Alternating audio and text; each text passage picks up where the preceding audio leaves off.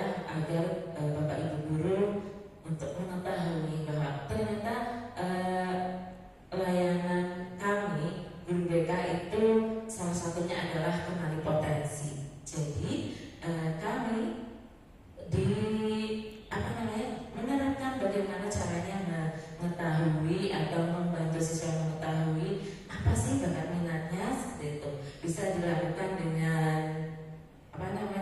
melalui tes atau melalui pihak ketiga, seperti itu.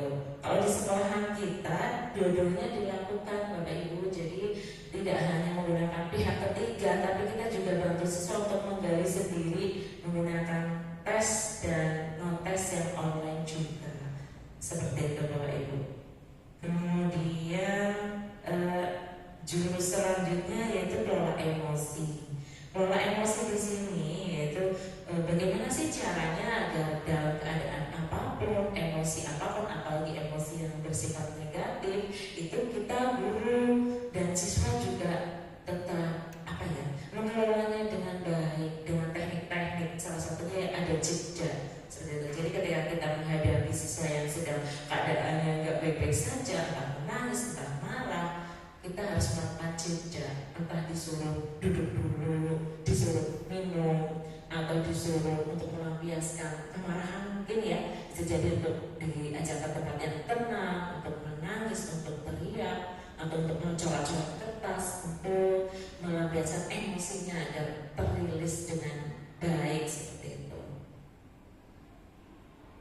Kemudian selanjutnya adalah tumbuhkan resiliensi. Jadi kemarin saya juga melakukan praktik baik karena harus melakukan dua. Salah satunya saya kenali potensi, dan yang ketiga ini tumbuhkan resiliensi. Ini penting sekali karena tuntutan zaman sekarang anak-anak itu selalu apa-apa katanya mentalnya kena, seperti itu, sedang tidak bahagia kayak gitu. Jadi saya menerapkan yang ketiga ini, tumbuhkan resiliensi. Begitu saja nih Bapak Ibu. Atau saya sampaikan nih, kalau resiliensi itu bagaimana caranya siswa itu ketika jatuh itu mampu bangkit kembali, daya lenting, seperti itu. Jadi harusnya tidak butuh bantuan orang lain, ada kemampuan dalam diri sendiri untuk bangkit kembali. Itu tidak hanya untuk siswa ya, untuk kami, atau bagi saya juga bisa diterapkan.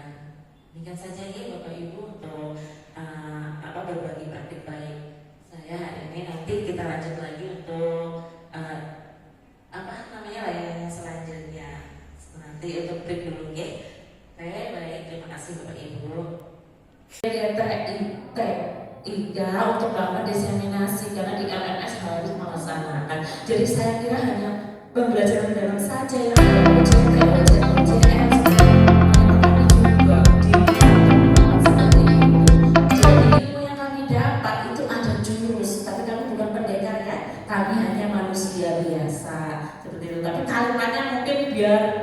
gimana ya, biar kami itu semangat kali ya. Jadi dijadikan dengan 7 jurus. Sebenarnya 7 jurus ini, yang 5 itu yang akan menerapkan guru BK, tetapi ada 2 yang kita memang berkolaborasi dengan pihak sekolah. Salah satunya, nomor 1 itu kenali potensi, yaitu asesmen bakat minat. Sekolah kita sudah terbiasa melakukan asesmen bakat minat, bahkan menggunakan pihak ketiga. Tapi kita juga tidak berpuas diri walaupun kita dapat yang dari pihak ketiga, kita tetap kok diklasifkan, di individual. Kita sering melakukan non-tes, ataupun kalau yang menggunakan pihak ketiga kan tentu saja itu tes ya, karena mereka dari psikologi. Kalau kami bukan psikologi, jadi menggunakannya non-tes, alatnya non-tes. Ada yang online, ada yang angket, seperti itu, agar biar anak-anak tuh paham banget bahwa mereka tuh bakat minatnya apa, gaya belajarnya apa, gitu. Kalau online kami menggunakannya dari Aku Pintar ID yang tidak berbayar. Di situ ada gaya belajar. Biasanya kalau angka itu cuma visual, audio, kinestetik. Tapi kalau menggunakan Aku Pintar bisa jadi ada dua-duanya, gitu. Ada audio visual, presentasenya juga ada. Jadi anak-anak itu lebih kayak gitu. Terus kemudian nanti dicocokkan juga dengan hasil tes psikologinya. Tapi kami tekankan bahwa yang paling paham diri kalian sendiri ya, walaupun ada tes ini itu hanya sebagai alat potret. Kemudian yang kedua adalah layanan kelola emosi. Ini sih sebenarnya nggak cuma guru BK aja, guru mapel juga bisa menerapkannya, apalagi yang sudah belajar di grup bergerak, belajar mendalam kayak gitu ya. Kita katanya semua guru harus melaksanakan teknik sel gitu ya. Jadi benar-benar ketika ke kelas dilihat dulu kondisinya seperti apa, apakah butuh ice breaking dulu atau butuh